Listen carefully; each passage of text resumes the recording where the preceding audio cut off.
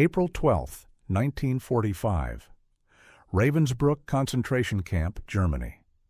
Women in tattered striped uniforms stood behind barbed wire, watching American soldiers approach. They expected brutality. They expected shame. For years, Nazi ideology had taught them that captivity meant disgrace, that surrender was dishonorable, that enemies would exact revenge. Many had witnessed unspeakable cruelty. Now, as liberators arrived, fear replaced one nightmare with another. But what came next defied everything they had been told. Instead of degradation, American soldiers extended medical care. Instead of vengeance, they offered dignity.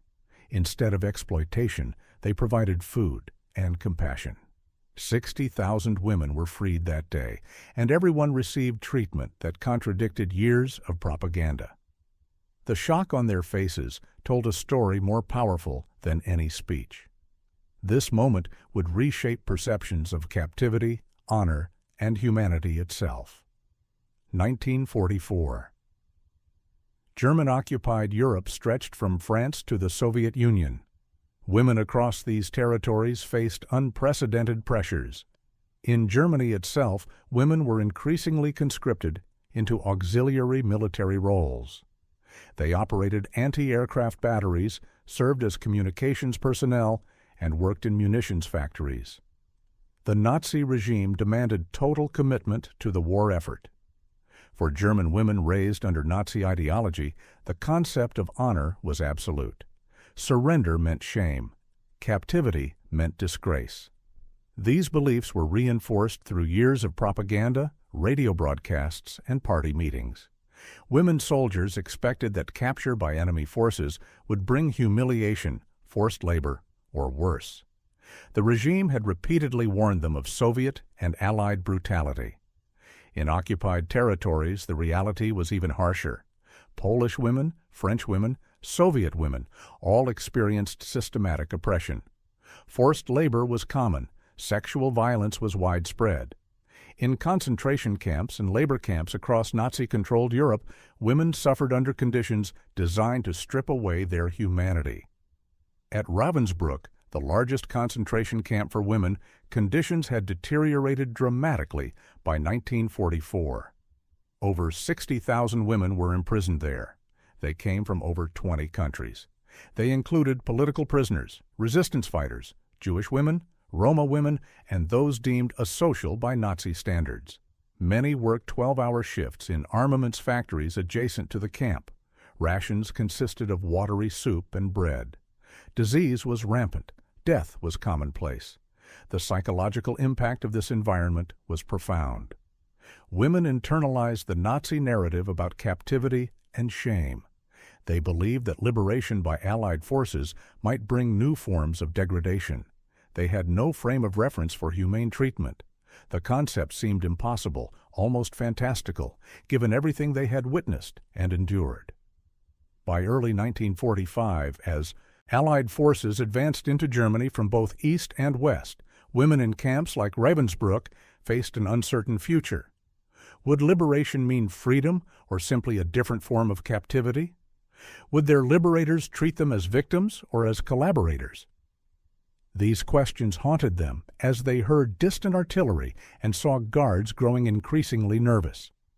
The German military's own treatment of female prisoners of war provided a grim preview of expectations. Soviet women captured by Wehrmacht forces faced systematic abuse.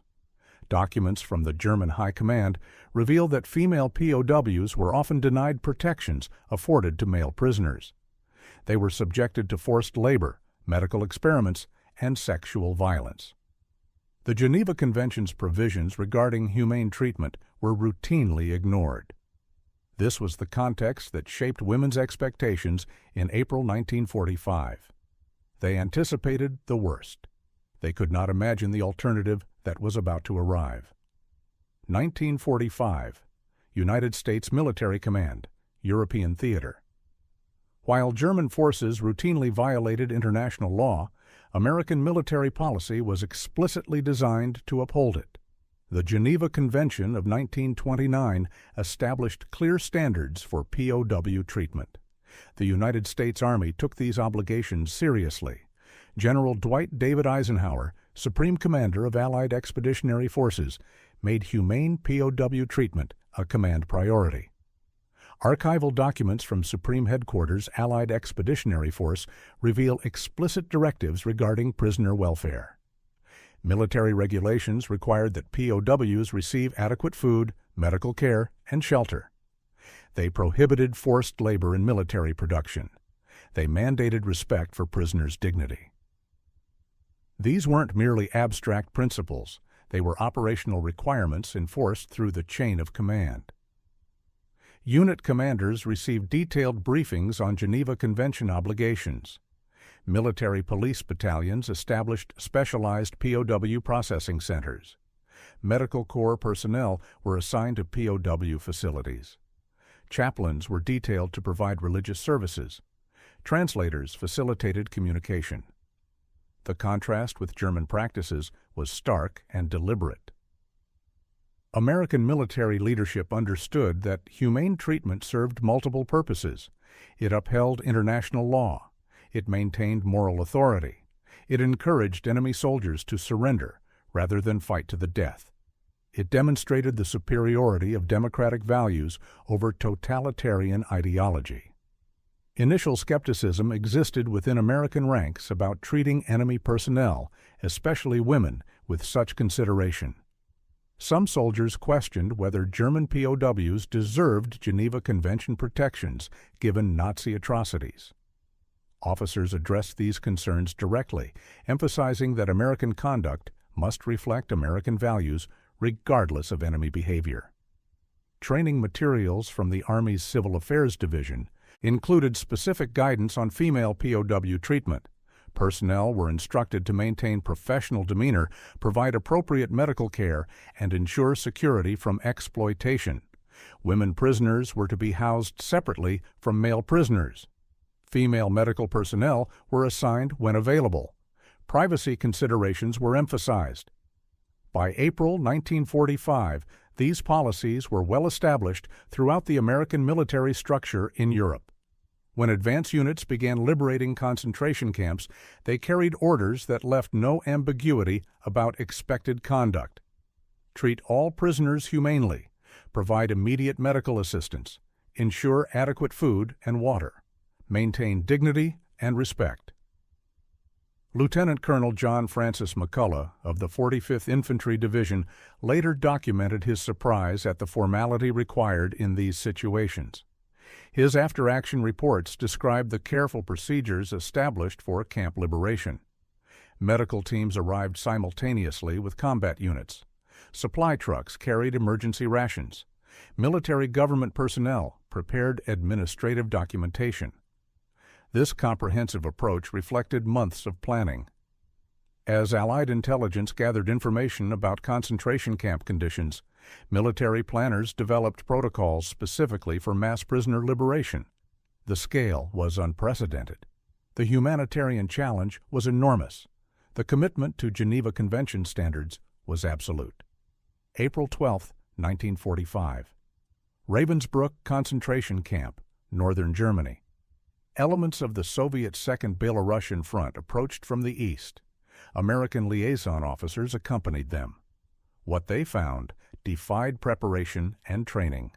The camp held approximately 60,000 women. Conditions were catastrophic.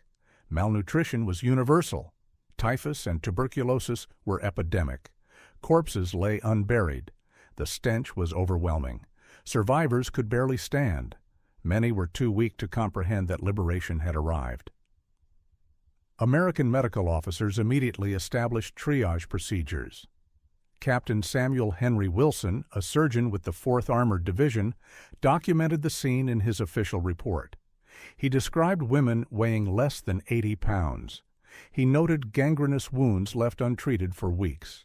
He recorded symptoms of advanced starvation and disease requiring immediate intervention.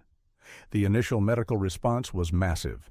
Within hours, field hospitals were established adjacent to the camp. Emergency rations were distributed carefully, as medical personnel knew that sudden feeding could kill starvation victims. Clean water was prioritized. Delousing stations were set up. Quarantine areas isolated typhus cases. But beyond medical care, something unexpected occurred. American soldiers treated these women with respect. They addressed them politely. They maintained appropriate distance. They showed concern for their dignity. For women who expected degradation, this behavior was incomprehensible. Sergeant Michael Joseph O'Brien, 9th Infantry Division, later wrote to his family describing the encounter. He mentioned women who flinched when approached, expecting violence. He described their confusion when offered blankets instead of forced labor. He noted their disbelief at receiving medical treatment without exploitation. Officers established strict discipline among American troops. Any mistreatment of liberated prisoners would result in court-martial. Military police enforced these standards rigorously. The message was clear. These women were victims, not enemies, and they would be treated accordingly. The contrast with their expectations was profound. Women who had been stripped of identity, reduced to numbers, treated as disposable labor, now found themselves addressed as human beings. American soldiers used translators to explain what was happening. They asked permission before entering barracks. They provided feminine hygiene supplies. They arranged for female medical personnel when possible. This wasn't propaganda. It wasn't strategy. It was policy implementation, reflecting American values and military discipline. The Geneva Convention wasn't merely a document to these soldiers. It was operational guidance they followed precisely. Within 24 hours of liberation, the transformation was visible. Women who had been near death received life-saving medical intervention. Those who expected shame received dignity. The psychological impact was as profound as the physical relief. April through May, 1945. Various liberation sites across Germany. The physical rescue was immediate. The psychological recovery would take much longer. Army psychiatrists and medical social workers documented the complex emotional responses of newly liberated women. Many experienced disbelief bordering on shock. Years of brutal treatment had conditioned them to expect cruelty. The Nazi regime had told them that capture by Allied forces would bring new horrors. When American soldiers instead offered help, cognitive dissonance resulted. Some women initially refused food, suspecting poisoning. Others expected forced prostitution and were confused when it never materialized. Captain Ruth Abramson, an Army nurse assigned to POW medical care, maintained detailed case notes. She described women who apologized for existing, who cowered when approached, who couldn't comprehend kindness. The psychological damage of prolonged dehumanization was evident in every interaction. Gradually, comprehension emerged. As days passed without abuse, women began accepting that their treatment was genuine. The provision of clean clothing, adequate food, and medical care without expectation of labor or sexual services contradicted everything they had been conditioned to expect.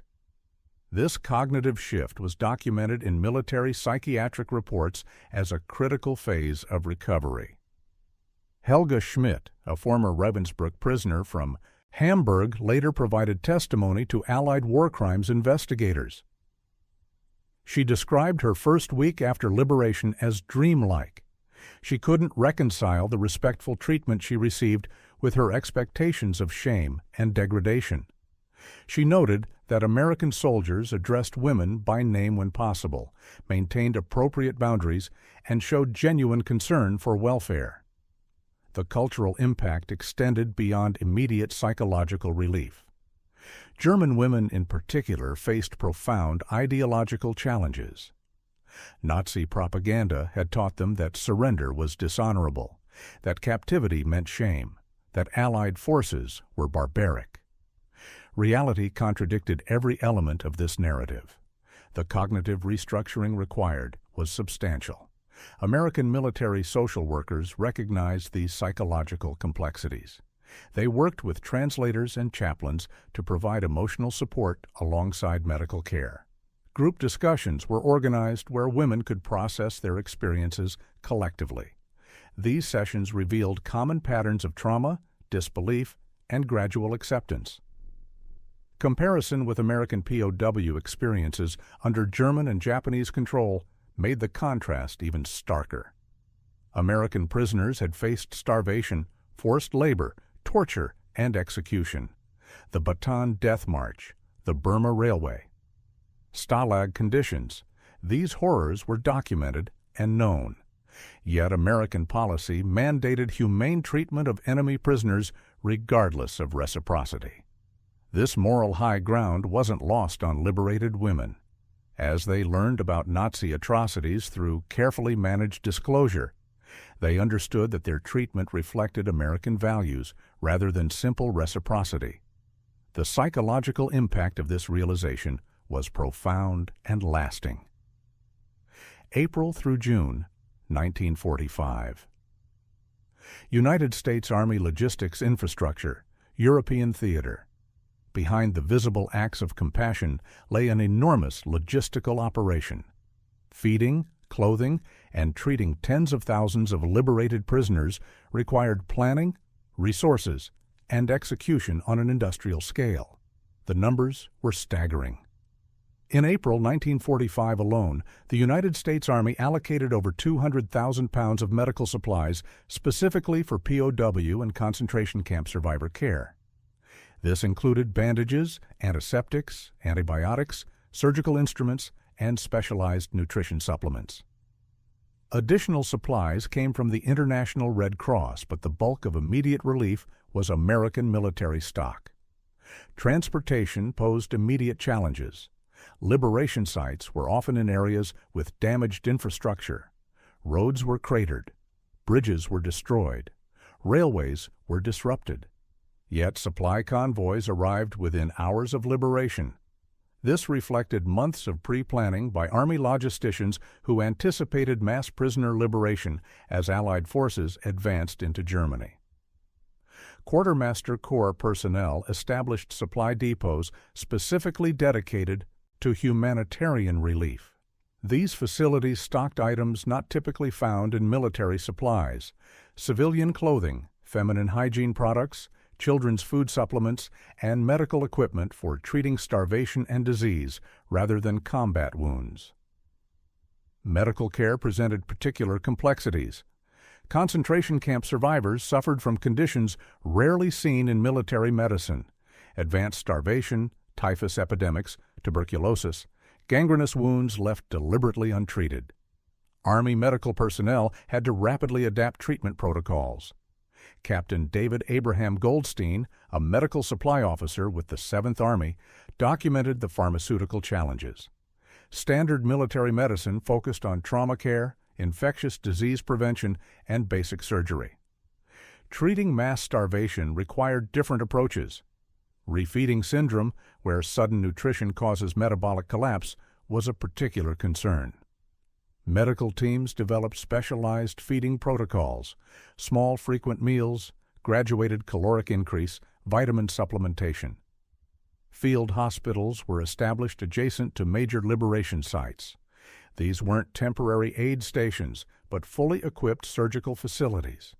Within 2 weeks of Ravensbrück's liberation, a 500-bed hospital was operational nearby.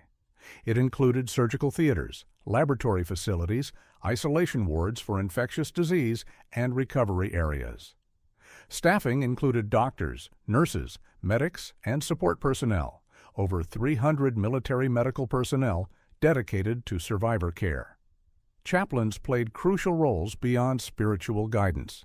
They served as intermediaries between military personnel and prisoners, helping explain American procedures and intentions. Rabbi Abraham Joshua Heschel, serving as an Army chaplain, documented his work with Jewish survivors, helping them process trauma while facilitating their physical recovery. The coordination extended beyond immediate medical care. Army engineers repaired water systems to provide clean drinking water. Signal Corps personnel established communications to coordinate relief efforts. Military police provided security and maintained order. transportation units evacuated the most severely ill to rear area hospitals. This logistical achievement was rarely publicized, but essential to humanitarian success. Every act of compassion witnessed by liberated women was supported by supply chains, planning, and resource allocation on a massive scale. 1945. Supreme Headquarters, Allied Expeditionary Force, Reims, France. Military policy reflects command philosophy. The humane treatment of POWs, including women liberated from concentration camps, wasn't accidental. It was deliberate command policy from the highest levels. General Dwight David Eisenhower viewed POW treatment as both moral imperative and strategic necessity. His command directives emphasized maintaining American values even in combat conditions. Archival documents reveal his personal involvement in establishing POW welfare standards. He visited liberated camps personally, ensuring his policies were implemented properly. Eisenhower's philosophy was pragmatic as well as ethical. Humane POW treatment encouraged enemy surrender, reducing Allied casualties. It maintained moral authority in occupied territories. It demonstrated democratic values to German civilians. It fulfilled international legal obligations.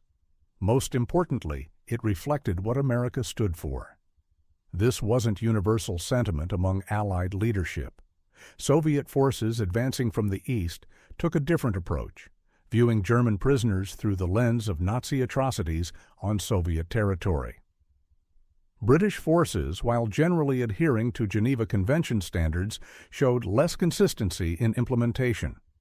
American policy stood distinctly apart in its systematic commitment to humane treatment.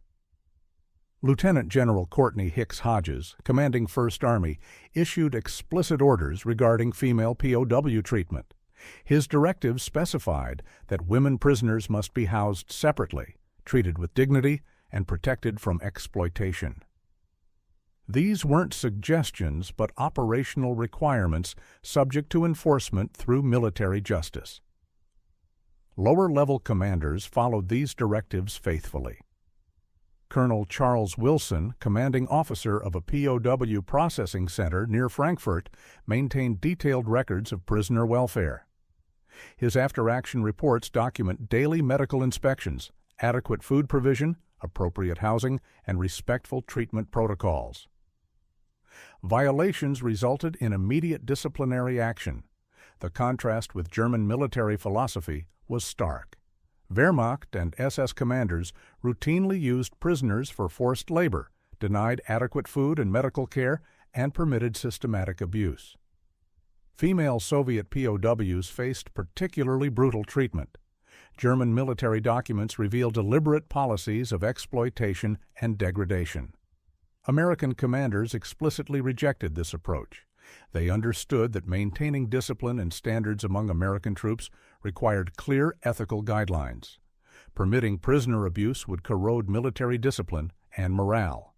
Enforcing humane treatment maintained unit cohesion and professional standards. This philosophy extended to practical implementation. Military police battalions received specialized training in POW facility management.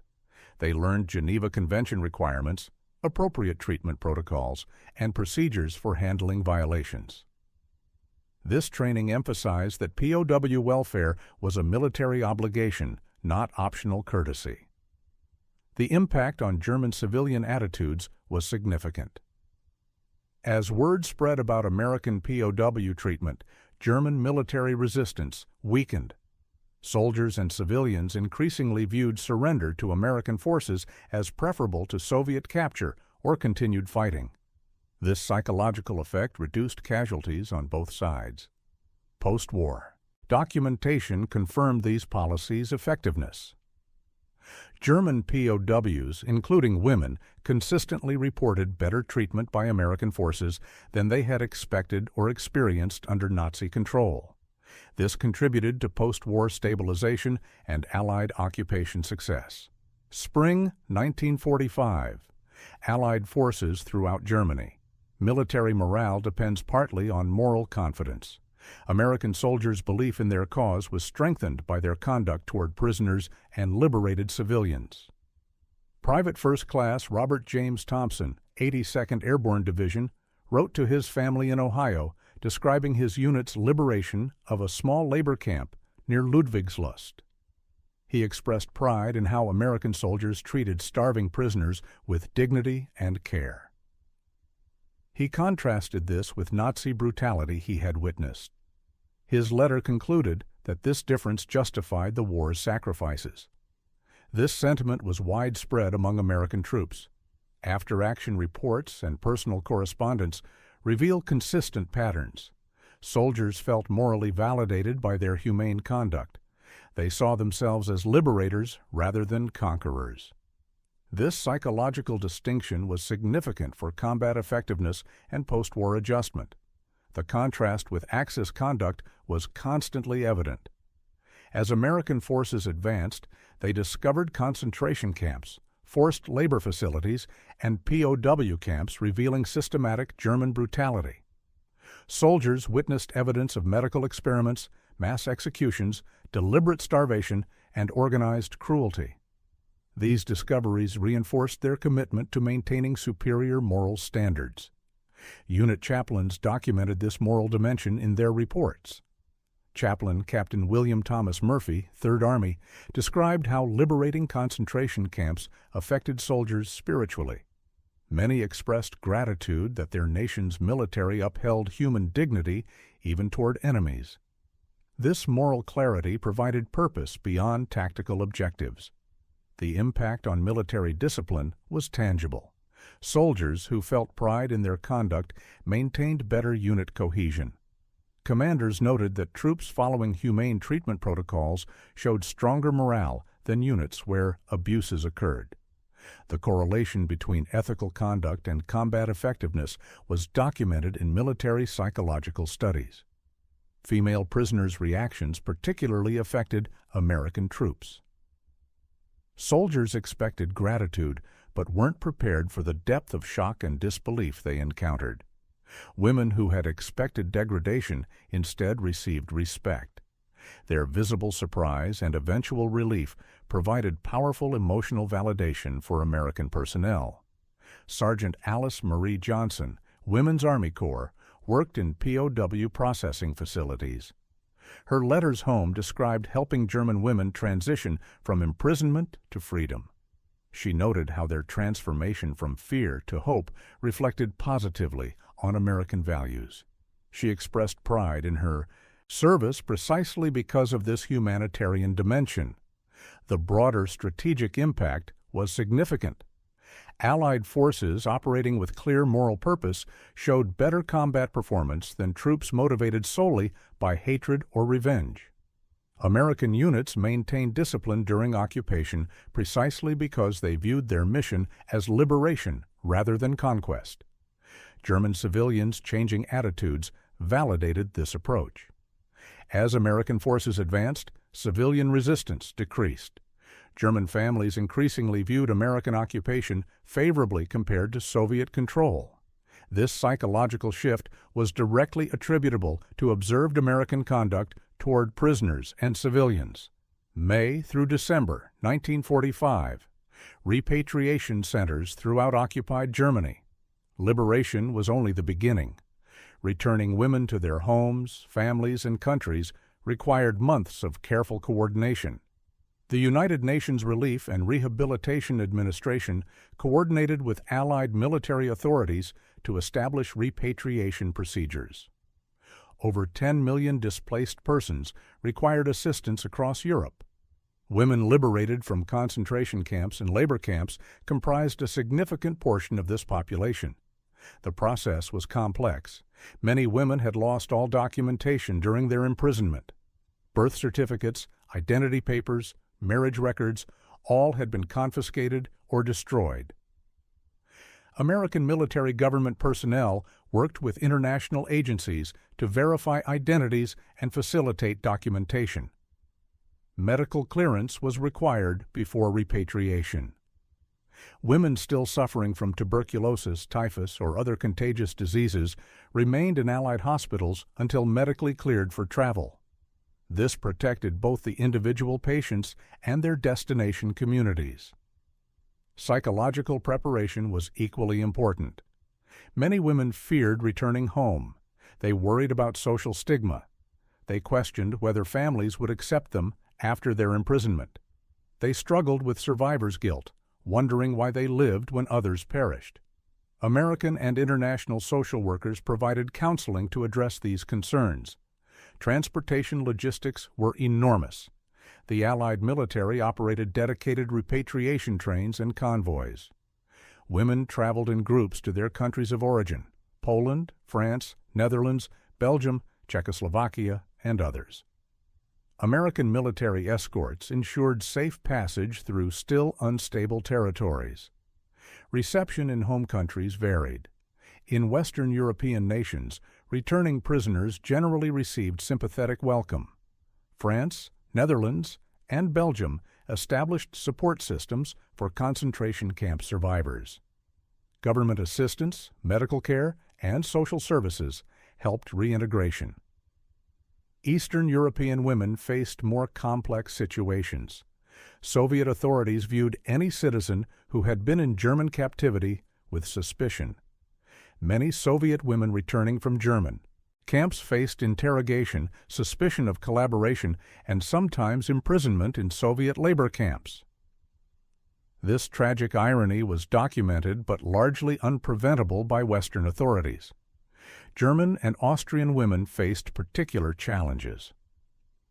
Returning to defeated nations, they confronted destroyed cities, occupation zones, and social chaos. Many found families killed or displaced. Economic devastation complicated re-establishment of normal life. American occupation authorities provided some assistance, but resources were limited. The United States Army continued humanitarian support beyond immediate liberation.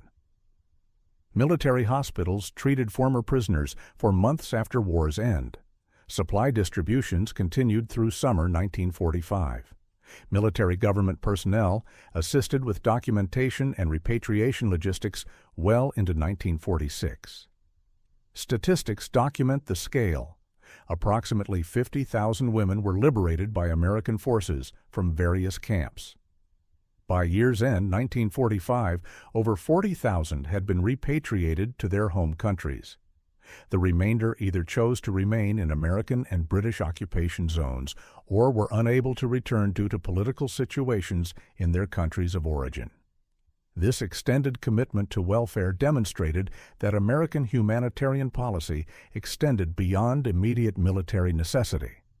The care continued until women were safely returned home or permanently resettled. Summer 1945. United States Military Intelligence, European Theater. Intelligence services performed functions beyond gathering enemy information. They also monitored compliance with American POW treatment policies. Counterintelligence Corps detachments investigated allegations of prisoner mistreatment by Allied personnel. These investigations were thorough and consequential. Any verified abuse resulted in court-martial. This enforcement mechanism ensured command directives were followed at ground level. Intelligence coordination with the International Red Cross provided external verification of POW treatment standards. Red Cross representatives conducted regular camp inspections, interviewing prisoners privately and documenting conditions. Their reports confirmed American compliance with Geneva Convention obligations. Intelligence personnel also managed German civilian attitudes toward American occupation. Documented evidence of humane POW treatment was used in psychological operations targeting German populations. Leaflets and radio broadcasts highlighted the contrast between American and Soviet treatment of prisoners, encouraging German forces to surrender to Western allies rather than continue fighting. Technical intelligence teams documented German POW facilities as evidence for war crimes prosecutions. The contrast between American treatment and German practices was stark and legally significant. American adherence to international law strengthened the moral authority behind war crimes. Trials. Intelligence cooperation between American, British, and French forces standardized POW treatment across Western Allied zones. This coordination ensured consistent implementation of humanitarian standards, regardless of which national force controlled specific areas. The intelligence apparatus also tracked displaced persons, including liberated female prisoners, to prevent exploitation by criminal networks. Post-war chaos created opportunities for human trafficking. Military intelligence units worked to protect vulnerable populations from these threats. Late 1945. American occupation zone, Germany. The psychological impact of American POW treatment extended beyond immediate prisoners. It reshaped German civilian attitudes toward defeat, occupation, and honor. Traditional German military culture emphasized honor in combat and viewed surrender as shameful. Nazi ideology intensified these beliefs, teaching that capture meant disgrace. Women particularly internalized these messages, as Nazi propaganda emphasized female honor linked to national service and sacrifice. American conduct contradicted these expectations systematically. German soldiers and civilians discovered that American captivity didn't bring degradation but humane treatment. This cognitive dissonance forced reevaluation of Nazi teachings about Allied barbarism. German women who experienced American POW treatment reported profound psychological shifts. Maria Hoffman, liberated from a labor camp near Munich, later testified that respectful treatment by American soldiers challenged everything she had been taught. She had expected shame and found dignity instead. This experience fundamentally altered her worldview. The broader German population learned about American POW treatment through returning prisoners and occupation zone communications. Word spread that American forces followed international law, provided adequate care, and maintained professional conduct. This information reduced resistance to occupation and facilitated post-war reconstruction. Comparison with Soviet occupation zones was inevitable and significant. German civilians in Soviet-controlled areas faced harsher treatment, extensive forced labor, mass deportations, and minimal POW protections. The contrast between American and Soviet occupation policies became a defining feature of post-war Germany's division. American treatment of German POWs held in the United States also influenced attitudes. Over 400,000 German POWs were transported to camps in America during the war. Their treatment adhered to Geneva Convention standards. Many returned to Germany after the war with positive views of American society and values. This psychological groundwork proved crucial for post-war democratization. Germans who experienced American humanitarian conduct were more receptive to democratic reconstruction efforts. The Marshall Plan's success partly rested on goodwill established through military conduct during and immediately after the war. 1946 and beyond. International diplomatic forums, United Nations headquarters. American military conduct toward POWs, including women liberated from Nazi camps, influenced post-war international law development. The Geneva Conventions were revised in 1949 to incorporate lessons from World War II. American adherence to existing standards, even when adversaries violated them, demonstrated that humanitarian law could be practically implemented even in total war conditions. Specific provisions regarding female POWs were strengthened based on wartime experience. The 1949 conventions explicitly addressed women prisoners' special protection needs, including separate housing, female medical personnel where possible, and protection from exploitation. American diplomatic representatives used documented evidence of humane POW treatment to strengthen Western moral authority during emerging Cold War tensions. The contrast between American and Soviet treatment of prisoners became a propaganda advantage in competing for international opinion. War crimes trials at Nuremberg incorporated American POW treatment practices as legal standards against which German conduct was judged. Documented American adherence to international law provided the moral foundation for prosecuting German violations. The long-term impact on international humanitarian law was substantial. American demonstration that even in existential conflict, humane treatment standards could be maintained established precedents that shaped subsequent conflicts and legal developments. Decades after 1945, the legacy of American POW treatment during World War II continues shaping military ethics and international humanitarian law. Modern military training incorporates World War II examples of humane prisoner treatment as case studies in professional military education.